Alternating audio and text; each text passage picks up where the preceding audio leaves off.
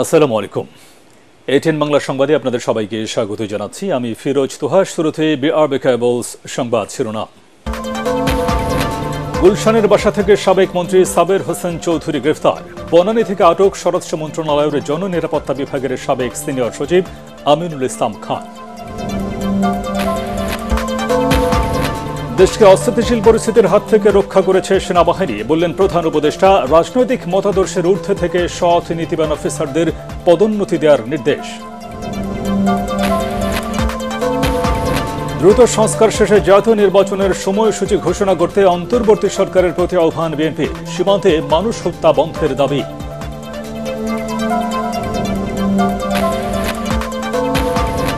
এবং এবারের বন্যায় 14,421 কোটি টাকার ক্ষয়ক্ষতি, সিপিডির তথ্য। প্রবল বৃষ্টি ও পাহাড়ি ঢলে শেরপুর ও জামালপুরে নতুন করে বন্যা।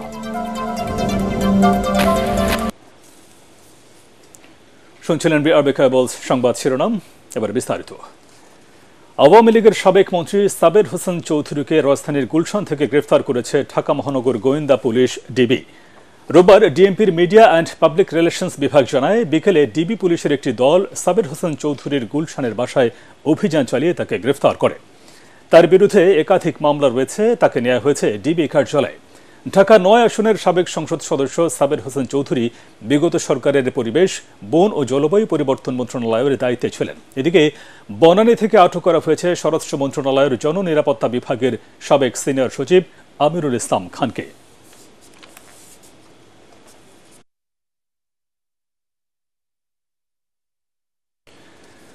সেনাবাহিনীতে পদোন্নতির ক্ষেত্রে রাজনৈতিক মতাদর্শ নয়, যোগ্য নেতৃত্ব প্রদানে সফল অফিসারদের নির্বাচন করার নির্দেশ দিয়েছেন অন্তর্বর্তী সরকারের প্রধান উপদেষ্টা ডক্টর মোহাম্মদ ইউনূস। সকালে সেনা সদর নির্বাচনী পর্ষদ 2024-এর উদ্বোধন করে তিনি এই নির্দেশনা দেন। প্রধান উপদেষ্টা বলেন, দেশের ক্রান্তি লগ্নে সেনাবাহিনী জনগণের পাশে দাঁড়িয়েছে এবং অন্তর্বর্তীকালীন সরকার গঠনের প্রক্রিয়াকে ত্বরান্বিত করে দেশকে অস্থিতিশীল পরিস্থিতির হাত থেকে রক্ষা করেছে। পদোন্নতির ক্ষেত্রে অফিসারদের পেশাগত দক্ষতা, নেতৃত্বের গুণাবলী, শৃঙ্খলা, মান, সততা, বিশ্বস্ততা ও আনুগত্যের উপর জোর দিতে নির্বাচনী পরিষদের সদস্যদের নির্দেশ দেন প্রধান উপদেষ্টা। সভার শুরুতে জুলাই আগস্টে বৈষম্য বিরোধী ছাত্র আন্দোলনে নিহত ও মহান স্বাধীনতা যুদ্ধে সশস্ত্র বাহিনীর শহীদ সেনানীদের স্মরণ করেন ডক্টর ইউনূস।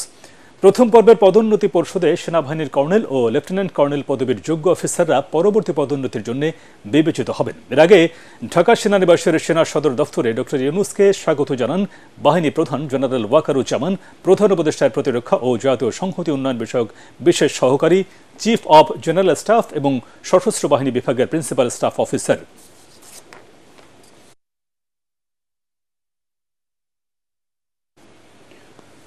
দ্রুত প্রয়োজনীয় সংস্কার শেষে জাতীয় নির্বাচনের সময়সূচি ঘোষণা করতে অন্তর্বর্তী সরকারের প্রতি দাবি জানিয়েছেন বিএনপির সিনিয়র যুগ্ম মহাসচিব রুহুল কবির রিজভী।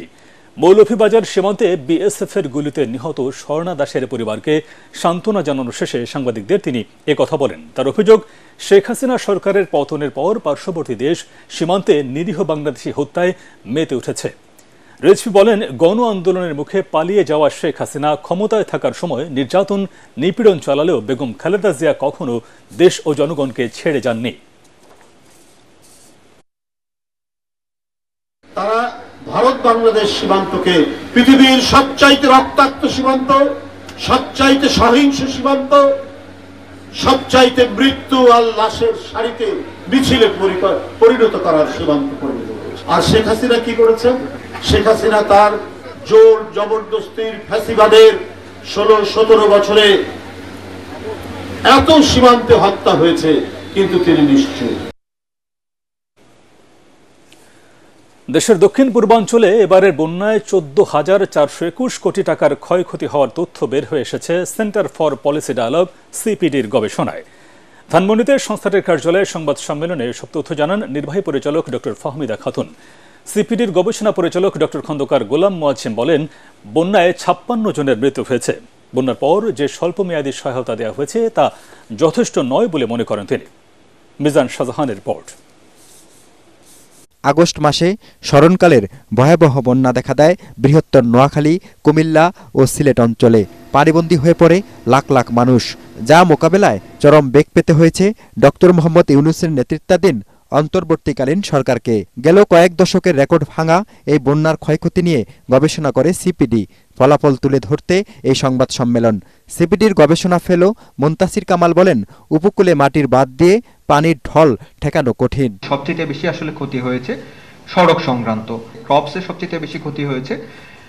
এরপরে আবাসন খাতের ক্ষতিটার কথা বলেছি। এরপরে আমাদের যে ওয়াটার স্যানিটেশন, হেলথ এই সংক্রান্ত বিষয়টা আছে। সংস্থাটির নির্বাহী পরিচালক ডক্টর ফাহমিদা খাতুন বলেন, ক্ষয়ক্ষতির যে খতিয়ান গবেষণায় উঠে এসেছে তা পূর্ণাঙ্গ নয়, কারণ 56 জন মানুষের মৃত্যু ও বন্যার কারণে দীর্ঘমেয়াদী রোগে আক্রান্তের হিসেব আর্থিক অঙ্কে মূল্যায়ন করা যায় না। 14,421 কোটি টাকা, এটা তো একটা অঙ্ক যেগুলোতে যে সমস্ত খাতকে আমরা টাকার অঙ্কে হিসাব করতে পারি, কিন্তু তার বাইরেও কিন্তু যেগুলো রয়েছে যেগুলোকে আমরা টাকার অঙ্কে হিসাব করতে পারি না, যেমন মানুষের জীবন যখন চলে যায়। সিপিডির গবেষণা পরিচালক খন্দকার গোলাম মুয়াজ্জেম বলেন, প্রাকৃতিক বা মানবসৃষ্ট যাই হোক না কেন বাস্তবতা মেনে দুর্যোগ মোকাবেলার প্রস্তুতি নিতে হবে। এই যে ব্যক্তি খাতের ক্ষয় বাড়ছে, এই ক্ষয়ের পরিমাণ কিন্তু আগামীতে আরো বাড়বে। সুতরাং আগামী দিনে যে ধরনের দুর্যোগ সংক্রান্ত যে ধরনের সহযোগিতা আমরা চিন্তা করছি, সেই সহযোগিতা কাঠামোটিতেও পরিবর্তন আনতে হবে। শেরপুরের চলমান বন্যা নিয়েও কথা বলেন বক্তারা। বলেন, ত্রাণ দেওয়ার পাশাপাশি প্রাণহানি ঠেকাতে না পারলে নীতি নির্ধারকদের অদূরদর্শিতার পরিচয় প্রকাশ পাবে। মিজান শাহজাহান, এটিএন বাংলা, ঢাকা। এদিকে প্রবল বৃষ্টি ও পাহাড়ি ঢলে জামালপুর ও শেরপুরে ডুবে গেছে নতুন নতুন এলাকা। জলমগ্ন হয়ে পড়েছে 5 উপজেলার শতাধিক গ্রাম ও ফসলের মাঠ। নালিতাবাড়ী উপজেলায় বন্যার পানিতে ডুবে মৃতের সংখ্যা বেড়ে দাঁড়িয়েছে 5 জনে। এখনো নিখোঁজ 1 জন। প্রতিনিধিদের তথ্যচিত্রে আরো জানাচ্ছেন আসিফুর রহমান সাগর। প্রবল বৃষ্টি আর উজান থেকে নেমে আসা পাহাড়ি ঢলে প্লাবিত হয়েছে শেরপুরের নতুন নতুন এলাকা। পানি ঢুকেছে শেরপুর সদর ও নকলা উপজেলার নিম্নাঞ্চলে। জলমগ্ন হয়ে গেছে জেলার 5টি উপজেলার কমপক্ষে শতাধিক গ্রাম ও ফসলের মাঠ। এদিকে ঢলের পানিতে মাছের খামার ডুবে ভেসে গেছে কয়েক কোটি টাকার মাছ। এতে দিশেহারা স্থানীয়রা। আমাদের বাড়ি ঘর সবকিছু ডুবে গেছে। মাছের খামার যাদের আছে, ক্ষুদ্র ব্যবসায়ী থেকে শুরু করে বড় বড় যারা ব্যবসায়ী আছে, সবকিছু ডুবে গেছে। ঘরের ভিতরে কোনো সমান পানি, এখন মাল সামান বাইরে বেরিয়ে দাঁড়াইছে, কই যাবো কোনো ঠিক ঠিকানা নেই। কালে কম আছিল, সেটা খাবার পাইছি, আজ খাবার দাবার সব বাবা বাসা বুসা গেছে গা। আমার 2.5 থেকে 3 কোটি টাকার মাছ আছিল মিনিমাম, এখন কিচ্ছু নাই, সব চলে গেছে মাছ। তো আমরা না খাই আছে, আমাদের দেহার মতো কোনো লোক নাই, এ পর্যন্ত আমার কোনো খাওয়া দাওয়ার কোনো সংগ্রহ করতে পারছেন। এদিকে শুক্রবার রাতে নিরাপদ আশ্রয়ের সন্ধানে বের হয়ে বন্যার পানিতে নিখোঁজ হওয়া আবু হাতেম ও আলমগীরের লাশ ওই এলাকার একটি ধান ক্ষেত থেকে উদ্ধার করা হয়। এই নিয়ে নালিতাবাড়ী উপজেলায় বন্যার পানিতে ডুবে মৃতের সংখ্যা দাঁড়িয়েছে 5 জনে। অপরদিকে ঝিনাইগাতির সন্ধ্যাকুড়া এলাকায় বন্যার পানিতে ভেসে এসেছে ক্ষুদ্র নৃগোষ্ঠীর অজ্ঞাত এক নারীর গলিত লাশ। এখনও নিখোঁজ রয়েছেন জহুরা খাতুন নামের এক নারী। উজানের পাহাড়ি ঢল ও ভারী বর্ষণে জামালপুরে যমুনা ও পুরাতন ব্রহ্মপুত্র নদের পানি বৃদ্ধি পেয়েছে। গত 24 ঘন্টায় যমুনা পানি বাহাদুরাবাদ ঘাট পয়েন্টে 36 সেন্টিমিটার, জগন্নাথগঞ্জ ঘাট পয়েন্টে 24 সেন্টিমিটার, জামালপুর ফেরিঘাট পয়েন্টে পুরাতন ব্রহ্মপুত্র নদের পানি 43 সেন্টিমিটার বৃদ্ধি পেয়েছে। তবে সব পয়েন্টেই বিপদসীমার নিচ দিয়ে পানি প্রবাহিত হচ্ছে। আসিফুর রহমান সাগর, এটিএন বাংলা। ছাত্রলীগকে আগামী 7 দিনের মধ্যে সন্ত্রাসী সংগঠন ঘোষণা করে নিষিদ্ধ করা সহ অন্তর্বর্তী সরকারের কাছে 7 দফা দাবি জানিয়েছেন আমার দেশ পত্রিকার ভারপ্রাপ্ত সম্পাদক মাহমুদুর রহমান। জাতীয় প্রেস ক্লাবে আমার দেশ পত্রিকার এক মতবিনিময় সভায় তিনি এসব দাবি তুলে ধরেন। এ সময় 2009 সাল থেকে ভারতের সাথে হওয়া সকল চুক্তি জনগণের সামনে উন্মুক্ত করার দাবিও জানিয়েছেন তিনি। রিপোর্ট করেছেন মাজহারুল হক মুহাজির। দীর্ঘ কারাবরণ ও প্রবাস জীবন শেষে গত 27 সেপ্টেম্বর দেশে ফেরেন আমার দেশ পত্রিকার ভারপ্রাপ্ত সম্পাদক মাহমুদুর রহমান। রোববার সকালে জাতীয় প্রেস ক্লাবে আমার দেশ পত্রিকার মত বিনিময় সভায় কথা বলেন তিনি। এ সময় শুভেচ্ছা বিনিময় করেন প্রবীণ সাংবাদিক, সম্পাদক ও পেশাজীবীদের অনেকেই। দেওয়া হয় জাতীয় প্রেস ক্লাবের সদস্য পদ।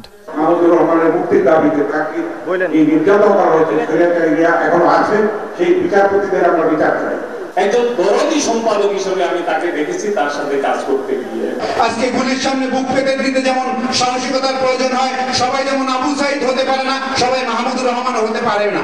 অনুষ্ঠানে গণমাধ্যমের স্বাধীনতা নিশ্চিতে সকল কালো আইন বাতিলের দাবি জানান ডিবেট ফর ডেমোক্রেসির চেয়ারম্যান হাসান আহমেদ চৌধুরী কিরণ। মাহমুদুর রহমান সবই করেছেন, শুধু একটা জিনিস তিনি করতে পারেননি, তিনি সম্পদ করতে পারেননি, তিনি বাড়ি গাড়ি টাকা পয়সা সেগুলি করতে পারেননি। আজকে মাহমুদুর রহমান ফিরে এসেছে, কিন্তু আমরা সাংবাদিকদের প্রতি কোনো নির্যাতন আমরা দেখতে চাই না। আমরা সাংবাদিকদেরকে সেই কালাকারণের মধ্যে আবদ্ধ করতে চাই না। এ সময় অতি উৎসাহীদের বাড়াবাড়ি না করার আহ্বান জানিয়ে মাহমুদুর রহমান বলেন, বাঙালি মুসলমান দ্রুত সব ভুলে যায়, শেখ হাসিনার অপকর্মও ভুলে গেছে। আপনারা অতি ইসলামিস্ট হয়ে বাড়াবাড়ি করবেন না, বাড়াবাড়ি করলে বাংলাদেশের ইমেজ নষ্ট হবে। আমরা অনেক বেশি আলোচনা করছি বর্তমান সরকারের ভালো খারাপ মন্দ এসব নিয়ে, কিন্তু তার থেকে কি বেশি আলোচনা হওয়া এখনো উচিত ছিল না যে দানব হাসিনা এই দেশটাকে কতটা ধ্বংস করে গেছে। পরে অন্তর্বর্তী সরকারের কাছে 7 দফা দাবি জানান মাহমুদুর রহমান। যমুনা সেতুকে শহীদ আবু সাইদের নামে এবং বঙ্গবন্ধু এভিনিউকে শহীদ আবরারের নামে নামকরণের দাবিও জানান তিনি। ছাত্রলীগকে আমরা এই অনুষ্ঠান থেকে, আমার দেশ পরিবারের পক্ষ থেকে এবং সাংবাদিক সমাজের পক্ষ থেকে এই সরকারকে আমরা 7 দিনের আলটিমেটাম দিচ্ছি। 7 দিনের মধ্যে ছাত্রলীগকে সন্ত্রাসী সংগঠন করে নিষিদ্ধ ঘোষণা করতে হবে, অন্যথায় আমি সাংবাদিক সমাজকে মাঠে সাথে নিয়ে আমরা রাজপথে আন্দোলন শুরু করব এই অ্যাকশন নেওয়ার জন্য। এ সময় আমার দেশ পত্রিকা দ্রুত চালু হবে বলেও জানান মাহমুদুর রহমান। ইনকিলাব জিন্দাবাদ, বাংলাদেশ জিন্দাবাদ। মাসহারুল হক মুহাজির, এটিএন বাংলা, ঢাকা। দুর্গাপূজাকে কেন্দ্র করে কোনো নিরাপত্তা ঝুঁকি নেই বলে জানিয়েছেন স্বরাষ্ট্র উপদেষ্টা অবসরপ্রাপ্ত লেফটেন্যান্ট জেনারেল জাহাঙ্গীর আলম চৌধুরী। রমনা কালী মন্দিরের নিরাপত্তা ব্যবস্থা পরিদর্শন শেষে সাংবাদিকদের প্রশ্নের জবাবে তিনি একথা বলেন। বিগত সময়ে হিন্দু সম্প্রদায়ের উৎসবে হামলার ঘটনায় জড়িতদের আইনের আওতায় আনা হবে বলেও জানান তিনি। নির্বিঘ্নে পূজা উদযাপনে 8 দফা নির্দেশনা দিয়েছে স্বরাষ্ট্র মন্ত্রণালয়। ওই সময় ডিএমপি কমিশনার মাইনুল হাসান সহ র্যাবের ঊর্ধ্বতন কর্মকর্তারা উপস্থিত ছিলেন।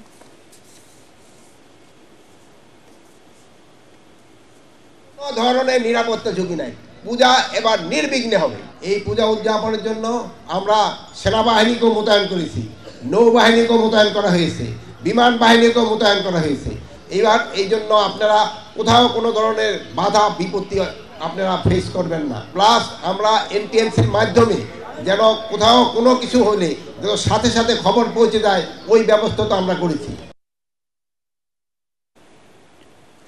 পরপর 2টি তেলবাহী জাহাজে আগুন লাগার ঘটনায় বিপাকে বাংলাদেশ শিপিং কর্পোরেশন। তবে বহির্নোঙর থেকে তেল খালাস কার্যক্রম নির্বিঘ্ন রাখতে এ ঘটনার পরই বিদেশ থেকে একটি জাহাজ ভাড়া করা হয়েছে বলে জানিয়েছে বিএসসি।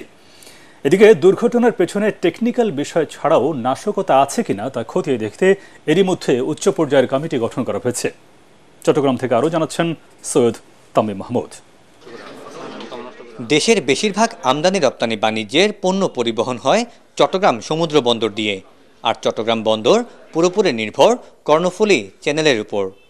এছাড়াও চট্টগ্রাম বন্দর ও বহির্নোঙর মিলিয়ে বছরে প্রায় 4000-এর উপর বিদেশি জাহাজ আমদানি পণ্য খালাস ও রপ্তানি পণ্য জাহাজীকরণ করে। কিন্তু গুরুত্বপূর্ণ এই স্থানে পরপর 2টি জাহাজে দুর্ঘটনা জাতীয় জ্বালানি নিরাপত্তার জন্য হুমকি বলে মনে করেন বিশেষজ্ঞরা। সারা বিশ্বে কিন্তু আমাদের সাথে কিন্তু অনেকগুলো পার্শ্ববর্তী অনেকগুলো দেশের সাথে কিন্তু আমাদের একটা বাণিজ্যিক চ্যালেঞ্জ আছে, সেই চ্যালেঞ্জগুলো কিন্তু আমাদেরকে মোকাবেলা করতে হচ্ছে। তো ধরেন এই ধরনের নাশকতা অবশ্যই কোনো সুখকর বার্তা আমাদের জন্য আনবে না। দুর্ঘটনায় নাশকতার আশঙ্কা জানিয়ে আরও অধিকতর তদন্তের জন্য বিএসসির পাশাপাশি একজন অতিরিক্ত সচিবকে প্রধান করে 10 সদস্যের কমিটি গঠন করা হয়েছে।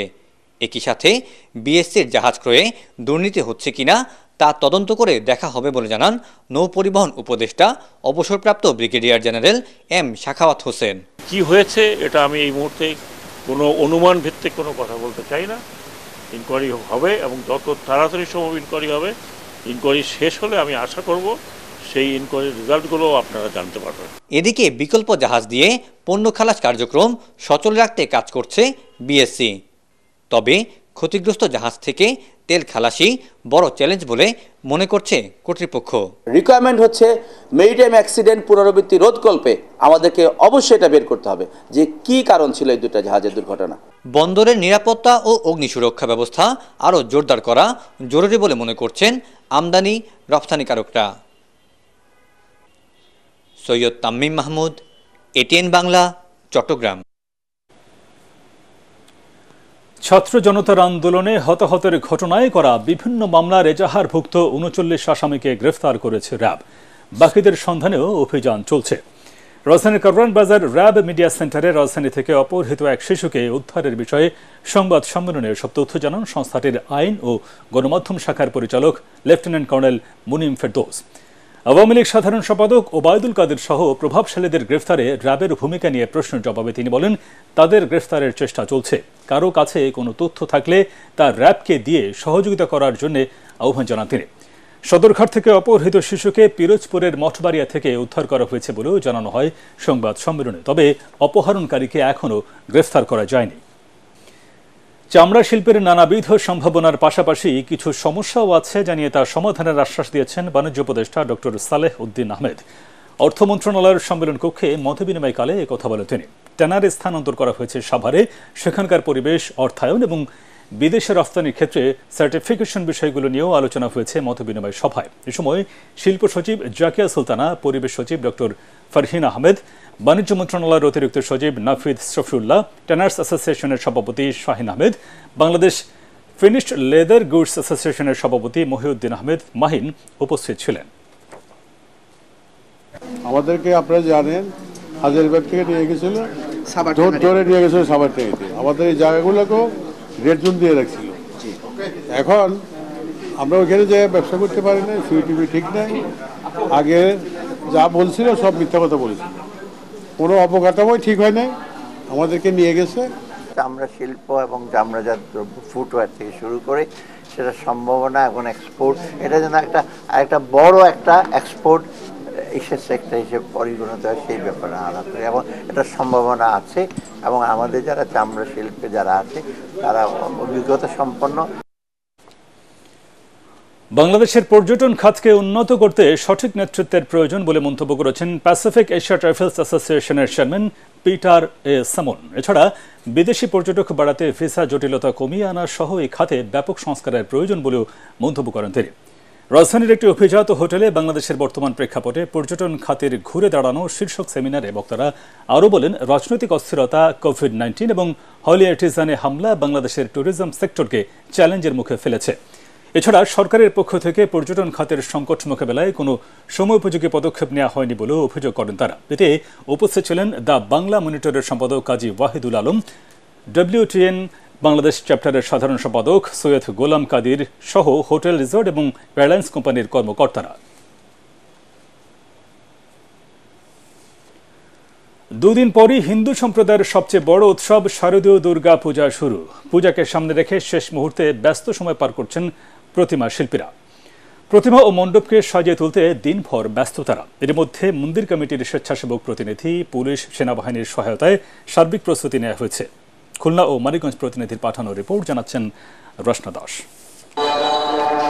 খুলনার বিভিন্ন মণ্ডপে নিপুণ হাতে দুর্গা দেবীর প্রতিমা নির্মাণ শেষে এখন চলছে শেষ মুহূর্তের সাজিয়ে তোলার কাজ। রং তুলির আঁচড়ে সাজিয়ে তোলা হচ্ছে দেবী মাকে। মণ্ডপে মণ্ডপে চলছে শারদীয় দুর্গাপূজার নানা প্রস্তুতি। শান্তিপূর্ণ ও উৎসবমুখর পরিবেশে শারদীয় দুর্গা উৎসব পালনে খুলনার প্রশাসনের পক্ষ থেকে নানা উদ্যোগ নেওয়া হয়েছে। অতিবৃষ্টি হলো, যার কারণে অনেক পারিবারিক পূজা তারা এবার করছে না। অর্থনৈতিক কারণেও কিছু পূজা আমরা এবার কম হয়েছে মহানগরে এবং জেলায়। দুর্গাপূজা যেন উৎসবমুখর পরিবেশে করা যায়, সেজন্য জেলা প্রশাসনের পক্ষ থেকে পর্যাপ্ত নিরাপত্তা ব্যবস্থা নেওয়া হয়েছে। এদিকে ধুমধাম করে পূজা উদযাপনে দেশ জুড়ে সুনাম রয়েছে মানিকগঞ্জের। জেলার 7টি উপজেলায় এবছর 513টি মণ্ডপে অনুষ্ঠিত হবে শারদীয় দুর্গাপূজা। পূজা পরিচালনায় বিভিন্ন সংগঠনের সব ধরনের সহযোগিতার আশ্বাসে খুশি আয়োজকরা। আমাদের যারা রাজনৈতিক নেতৃবৃন্দ আছে তারা আমাদের পাশে যেভাবে দাঁড়াইছে, প্রশাসনও এখন অ্যাক্টিভ হয়ে গেছে। এছাড়া আমাদের যে আশেপাশের যে অন্যান্য ধর্মাবলম্বীরা তারা আমাদের পর্যাপ্ত সহযোগিতা করতেছে। আমাদের এই পর্যন্ত কোথাও কোনো অপ্রীতিকর কোনো ঘটনা আসেনি, এখনো পর্যন্ত কোথাও কোনো সমস্যার কথা আমরা শুনিনি। আমরা সকলের সার্বিক সহযোগিতায় এবার আমরা সুন্দর মতো পুজো উদযাপন করব। আর দুদিন পরে মর্তে আসবেন দেবী, তারই প্রতীক্ষায় দিন গুনছেন ভক্তরা। তার আগমনে পৃথিবী থেকে সব পঙ্কিলতা দূর হবে, এমনটাই কামনা সনাতন ধর্মাবলম্বীদের। Bureau report, ATN Bangla. Al Arafah Islami bank অর্থ সংবাদ।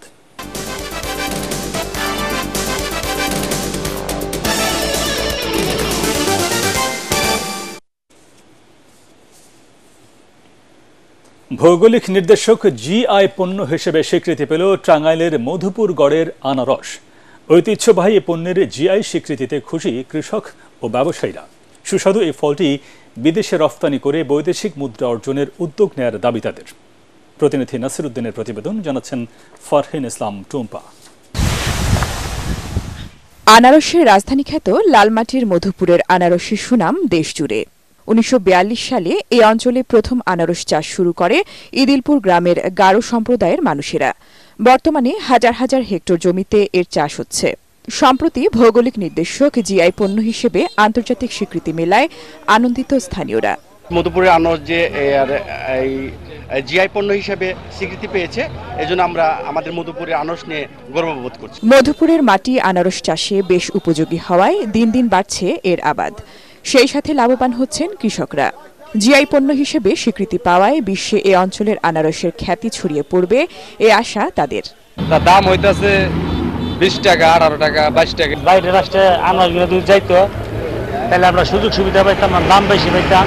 মধুপুরের জলছত্র বাজার থেকে প্রতি মৌসুমে 4 থেকে 5 কোটি আনারস চলে যায় ঢাকা, রাজশাহী, রংপুর ও সিলেট সহ দেশের বিভিন্ন স্থানে। ব্যবসায়ীরা বলেন, বর্তমানে আনারসের দাম ভালো হলেও অন্য সময়ে দাম পাওয়া যায় না।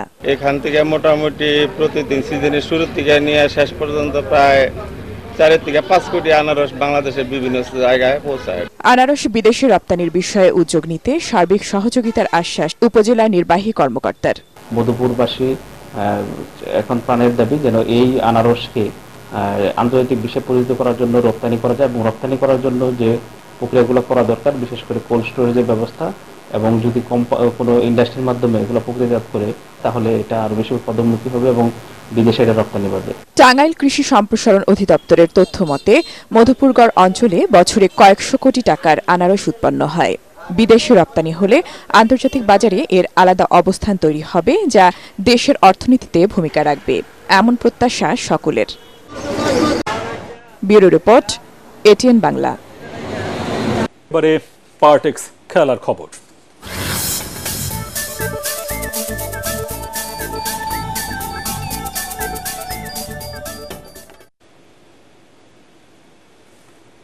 গোয়ালিয়রে সিরিজের প্রথম টি-20 ম্যাচে বাংলাদেশকে 7 উইকেটে হারিয়েছে বিশ্ব চ্যাম্পিয়ন ভারত। 128 রানে জয়ের টার্গেটে নেমে 49 বল হাতে রেখে 3 উইকেটে 132 রান তুলে জয় পায় সূর্যকুমার যাদবের দল। দলের পক্ষে সর্বোচ্চ 39 রান করেন হার্দিক পান্ডিয়া। সূর্যকুমার ও সঞ্জু স্যামসন দুজনেই 29 করে রান করেন। এর আগে টস হেরে ব্যাটিংয়ে নেমে মাত্র 127 রানে অল আউট হয় নাজমুল হোসেন শান্তর দল। 43 রানে 4 উইকেট হারিয়ে বিপদে পড়ে যায় তারা। শেষ পর্যন্ত বাংলাদেশ অল আউট হয় 127 রানে। দলের পক্ষে 35 রান করেন মেহেদী হাসান মিরাজ। ভারতের বোলার অর্শদীপ সিং ও বরুণ চক্রবর্তী 3টি করে উইকেট তুলে নিয়ে নাজমুল হোসেন শান্তদের অল্প রানেই থামিয়ে দেন। ক্রীড়াঙ্গনের সংস্কারের লক্ষ্যে গঠিত সার্চ কমিটির সদস্য মেজর ইমরোজ আহমেদের বিরুদ্ধে আনা অভিযোগের প্রতিবাদ জানিয়েছেন সাবেক হকি খেলোয়াড় এবং সংগঠকরা। জাতীয় ক্রীড়া পরিষদের সামনে আয়োজিত এক মানববন্ধনে দুপুরে অংশ নেন তারা। এর আগে বৃহস্পতিবার সাবেক খেলোয়াড়, সংগঠক ও সমর্থকদের ব্যানারে আরেকটি অংশ অভিযোগ করে মেজর ইমরোজ একটি দলের রাজনীতির সাথে সম্পৃক্ত, তাই তাকে কমিটি থেকে সরাতে হবে। রিপোর্ট করছেন এস.এম. আশরাফ। মাঠে খেলা নেই, তবে বাইরে পক্ষ বিপক্ষে কর্মকাণ্ডের তীব্র প্রতিদ্বন্দ্বিতা। কদিন আগেই একই স্থানে হকি খেলোয়াড় কল্যাণ সমিতির সভাপতি রাসেল খান বাপ্পির নেতৃত্বে কয়েকজন দাঁড়িয়ে বলেছিলেন, হকির মত বিনিময় অনুষ্ঠানে মেজর ইমরোজ এমন কয়েকজনকে ডেকেছেন যা পক্ষপাতমূলক মনে হয়েছে তাদের কাছে। যদিও এই অভিযোগ প্রত্যাখ্যান করা হয় মানববন্ধন থেকে। বাংলাদেশের অনেক বড় বড় টুর্নামেন্ট সে অর্গানাইজ করছে, এটাতে কোনো সন্দেহ নাই। এবং এই যে মিথ্যা বানোয়াটভাবে যে ইমরোজের বদনাম করলো, এটা তো আমরা মেনে নিতে পারবো না। আমরা সরকারের নিকট দৃষ্টি আকর্ষণ করে দাবি জানাচ্ছি, এই ন্যাক্কারজনক কর্মকাণ্ডে লিপ্ত তাদের বিরুদ্ধে কঠোর ব্যবস্থা নেওয়া হোক। মুষ্টিমেয় 7-8 জন লোকের জন্য আজকে হকি কলঙ্কিত। আমরা তাদের যে করেছে তার ধিক্কার জানাই এবং তীব্র প্রতিবাদ জানাই। সাবেক খেলোয়াড়রা বলছেন, সার্চ কমিটির সভায় আমন্ত্রণ জানানো হয় মামুনুর রশিদ, রফিকুল ইসলাম কামালদের, যা প্রতিপক্ষ শিবির মানতে পারছে না। সার্চ কমিটি গঠন করা হয়েছে আরও আগে, যদি তাদের মেজর ইমরোজের বিরুদ্ধে তাদের যদি কোনো দাবি দাওয়া থাকতেই পারতো, তাহলে তারা এই দাবিটা আগে করতে পারতেন। কেন গত 2-3 দিন আগে তারা করলেন? তার বিরুদ্ধে যে ধরনের অপপ্রচার করা হয়েছে এবং মিথ্যা অপবাদ দেওয়া হয়েছে, আমরা এটার হকি পরিবার, বাংলাদেশের সকল হকি খেলোয়াড় সংগঠকের পক্ষ থেকে তীব্র প্রতিবাদ এবং নিন্দা জ্ঞাপন করছি। মানববন্ধন শেষে ক্রীড়া উপদেষ্টা বরাবর স্মারকলিপি তুলে দেন সাবেক ও বর্তমান খেলোয়াড়দের বড় একটি অংশ। এস.এম. আশরাফ, এটিএন বাংলা, ঢাকা। শেষ করার আগে বিআরবি কেবলস সংবাদ শিরোনাম আরেকবার। গুলশানের বাসা থেকে সাবেক মন্ত্রী সাবের হোসেন চৌধুরী গ্রেফতার। বনানী থেকে আটক স্বরাষ্ট্র মন্ত্রণালয়ের জননিরাপত্তা বিভাগের সাবেক সিনিয়র সচিব আমিনুল ইসলাম খান। দেশকে অস্থিতিশীল পরিস্থিতির হাত থেকে রক্ষা করেছে সেনাবাহিনী, বলেন প্রধান উপদেষ্টা। রাজনৈতিক মতাদর্শের ঊর্ধ্বে থেকে সৎ নীতিবান অফিসারদের পদোন্নতি দেওয়ার নির্দেশ। দ্রুত সংস্কার শেষে জাতীয় নির্বাচনের সময়সূচি ঘোষণা করতে অন্তর্বর্তী সরকারের প্রতি আহ্বান বিএনপির। সীমান্তে মানুষ হত্যা বন্ধের দাবি।